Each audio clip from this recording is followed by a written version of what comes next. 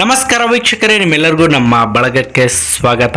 ನಾನು ಏಪ್ರಿಲ್ 23 ಮಂಗಳವಾರ ದಿನ ಹಂಪಿಯಲ್ಲಿ ಜಾತ್ರೆ ನಡೀತಾ ಇತ್ತು ಅಂತೇಳಿ ಹೊಸಪೇಟೆಯಿಂದ ಹಂಪಿಗೆ ಹೋಗ್ತಾ ಇದೆ. ಸೊ ಹೊಸಪೇಟೆಯಿಂದ ನೀವು ಹಂಪಿಗೆ ಹೋಗೋ ಮಾರ್ಗದಲ್ಲಿ ಗಾಳೆಮ್ಮಗುಡಿ ದೇವಸ್ಥಾನ ಬರುತ್ತೆ. ಮಂಗಳವಾರ ಮತ್ತು ಶುಕ್ರವಾರ ಇಲ್ಲಿ ಭಕ್ತಾದಿಗಳ ಸಂಖ್ಯೆ ಜಾಸ್ತಿನೇ ಇರುತ್ತೆ. ಸೊ ಈ ಒಂದು ದೇವಿಯ ಬಗ್ಗೆ ಅಪಾರ ನಂಬಿಕೆ ಇದೆ ಭಕ್ತರಲ್ಲಿ.